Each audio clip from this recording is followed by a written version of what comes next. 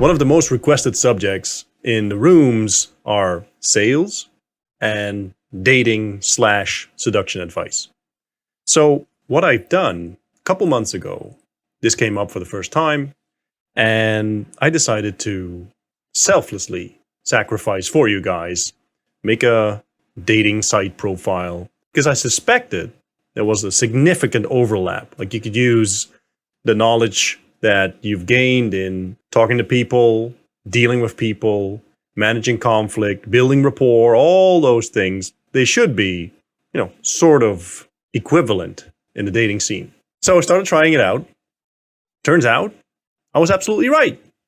Obviously, there are some, small differences, but what I'll be doing and what I thought will be interesting is I'm going to be putting together start to finish, including case studies, sort of a deep dive on sales and seduction, how to use it in your personal life, how to use it in your business life, and how they match, how they overlap. It will allow you to level up as a man. It will allow you to build better relationships. It will allow you to light up a room of people when you come in. It will allow you to be better at storytelling. It's going to be awesome.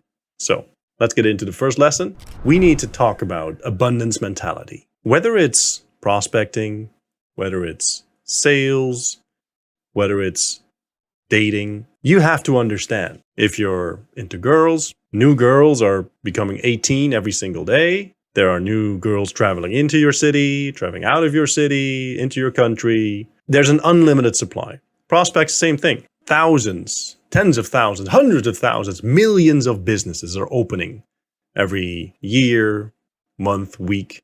New prospects are abound. Every day, countless new prospects are waking up, realizing that they have an issue that you could solve. The day before, they didn't have the issue, or they didn't realize they had the issue.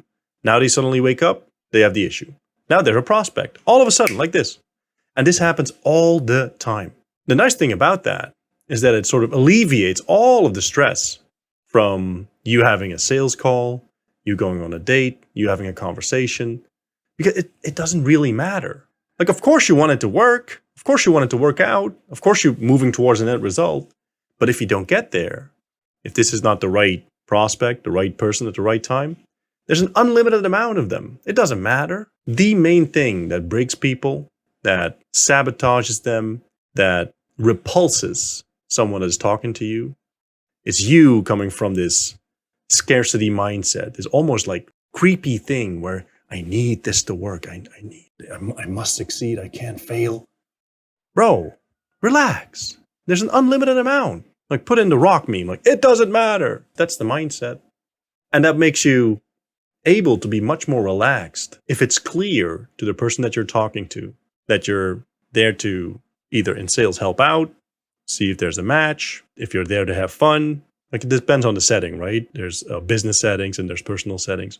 But if it's clear that you're not creepy and you're not like trying to get something from them, that you're not desperate for getting some sort of result, everything goes so much easier. If you're not needy because you have the abundance mindset, and it sounds like a little new age airy fairy when I say abundance mindset, like you immediately start thinking about like crystals and people visualizing and silent retreats in the yoga center. That's not what I mean. I mean in a very pragmatic, practical way. There are literally unlimited amounts of prospects and people in the world.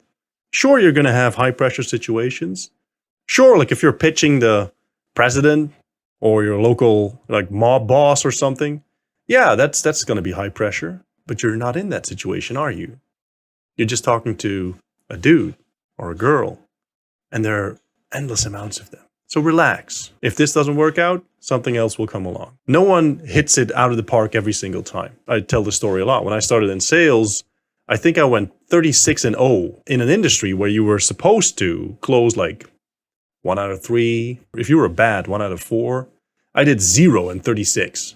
It was incredible. To this day, I've never seen anyone as bad as that. And gradually I got better at sales. I learned something from every presentation, looked back at it, and eventually I got my first success. And from there on out, I started getting better. If you look at the equivalent in dating, when I started out, I think the first 2, they were okay because I had some skills, I had some experience, I had some like sales acumen. I missed some cues and I made some obvious mistakes that we'll talk about later in the series. And that's absolutely fine because again, Endless amounts. It doesn't matter. And these days, in both sales and seduction, I can be absolutely lethal because you get a feel for what works. You get better and better and better every time. That's the nice thing about either rejection or failure. Every single time it happens, it gets you closer to your end goal. So people look at it in very much the wrong light. They look at it like, oh, I'm worthless, or I got rejected, or this is a bad thing. It's not a bad thing. It's a great thing. It's awesome. It's like going to wrestling or going to boxing. Like if you get tapped out or you get punched in the face, you don't get depressed. You learn from it. So you don't get punched in the face again, and you don't get tapped out again, hopefully. And it's going to happen a lot. You're learning a new skill. But every time you get a little bit better, a little bit closer to your goal. And that's what we're going to cover here. I'm going to try to save you from some of the mistakes that I've made. I won't be able to save you from every mistake.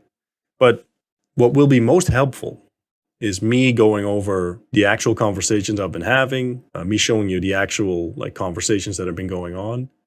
And it'll allow you to look back at your own conversations, like your own either sales calls or dates, whatever it may be, and see where you mess up. Once you see it in someone else, once someone points it out, it's pretty easy to see, oh, that's what I did. That's what I did wrong. And that's the point of these videos, to give you like a framework, but also to show you like which mistakes am I possibly making. First and foremost, you can't be coming to the table needy, man. You got to tighten that down. Relax. Endless amounts of prospects. Abundance. There's unlimited amounts. Don't worry.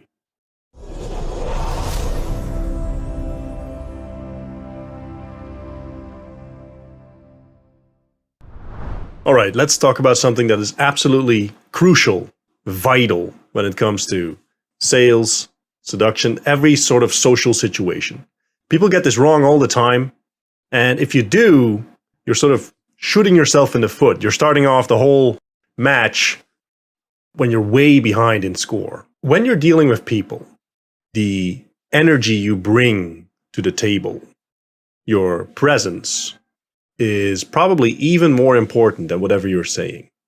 Now, obviously, whatever you're saying has to back up what you're bringing to the table. The first impression is always your energy. And I see people getting this wrong all the time. Like I went into a car dealership recently. I had to buy a new car. And the sales guy literally came to me like Eeyore from Winnie the Pooh, you know, the depressed donkey. He approaches me and the energy is so low that I thought that someone died or something. So, you know, I'm already sort of thrown off by this because I assume that you want to get a sale. Like I assume that you're there to, you know, you're in a commercial function, you're supposed to sell. So, you know, bring your A game. Well, he didn't bring his A game. He brought his like Z game or something. And so I think the first thing that I asked him was, hey, is everything okay? And the guy looks at me really confused. Says, yeah, sure. Yeah, it's all okay. It sort of looks like you're distraught or something. Or said, no, it's just really busy. And a lot of people are sick. And, well, you know, these days it's just hard, man. It's, yeah, well. And then I have to take over the appointments of my other colleagues. And he's trailing off. And I ask him, basically, hey, but isn't that awesome? Like, if you get the appointments of your other colleagues, you can make more sales, right? Well, you know, people these days, you know, they don't really buy cars, and a lot of them are just, you know, looky-loos, and yeah. The dude was getting me down. This is like 10 a.m. in the morning or something, and I don't like being down in energy. I don't deal with people that are low energy. Now, I'm not unique in that regard. People like other people with high energy. And I'm not talking about like ADHD, you know, being all over the place and being, you know, frantic. That's not what I'm talking about. I'm talking about someone that comes in to any situation and he's happy, he's cheerful, he's enthusiastic, he's professional. That's what I'm talking about. And every single one of your business contacts, of your dates, of your future networking contacts is going to appreciate you stepping into the room, stepping into the interaction with an energy that makes things better. That's what we love.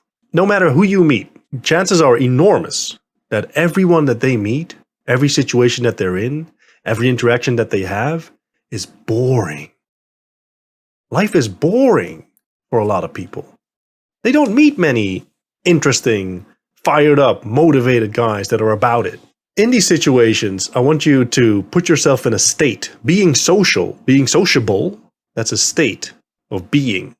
It's not an inherent skill. It's not like some people, of course, some people are born, quote unquote, with that. Some people are naturally good at it, which is awesome. If you know something about my history, you know that I'm not naturally good at it. I'm much more introverted by nature. And whenever I tell this to people, they don't believe me. I say this all the time, and then I get, no, that's not true. No, you're bullshitting.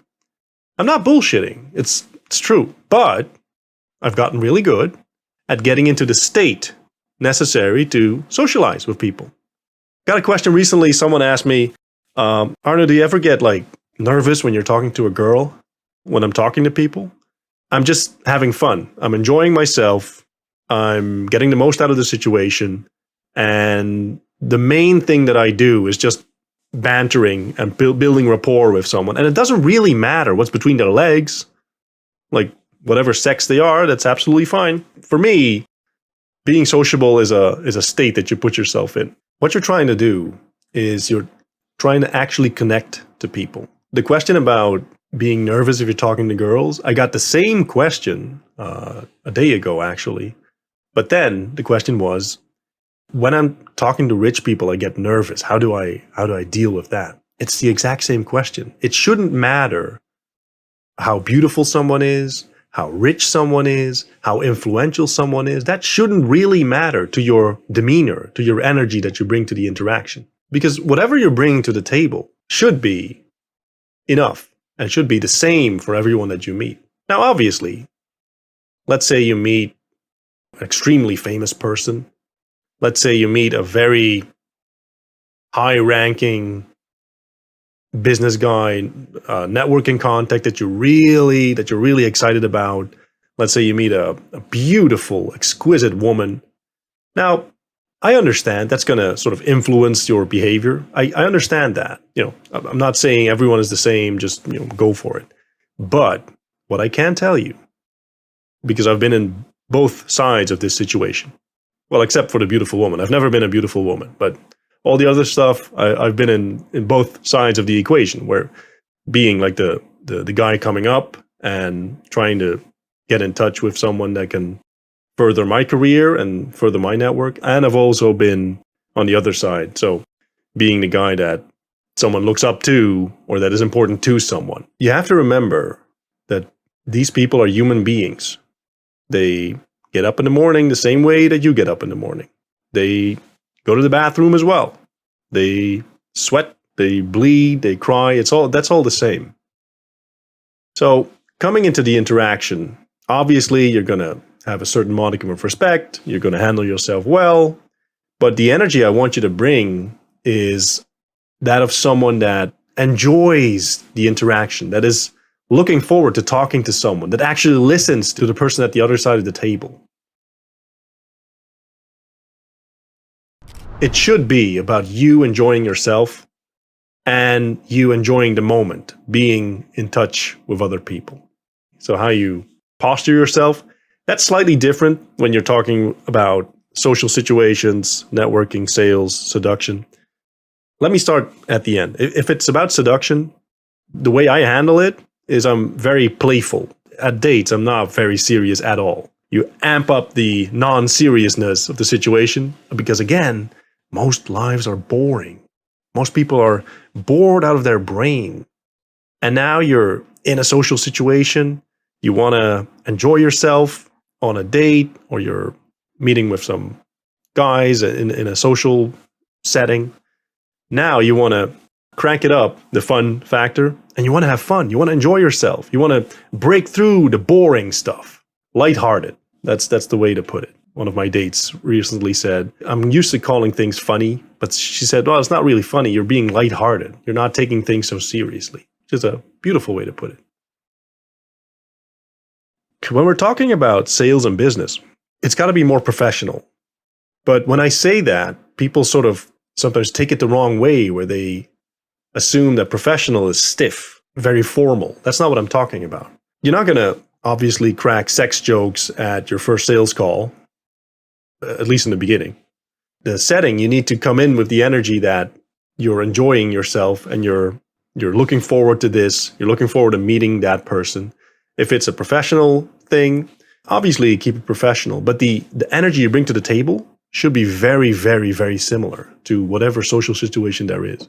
People understand and sense when you're having fun, when you're enthusiastic, when you're excited to meet them. They feel it. I can't really describe how. It must be something nonverbal, must be something that's built into us from the start, from our original hardware as naked monkeys. I don't know. But if you get into any interaction and you're excited, you have the twinkle in your eye, you smile, you're happy to be there, that's going to set you up in such a massive way. It's going to help you in every possible metric. So remind yourself, happy, smiling, excited to be there. Let's do this. I'm looking forward to this. Doesn't matter how you feel on the inside, by the way. If your cat just died or an alligator ate your dog a second before, well, and you still have to go in smiling, happy, looking forward to this. This is going to be awesome. Let's do it. Positive, optimistic. And you want to take them into your world. You want to take your energy and boost the whole conversation instead of falling into the trap of, getting lower in their energy, getting sort of bogged down, being boring. Don't be boring. Be high energy. Be enthusiastic. Be a force for good. Make their day better. That should be your main goal.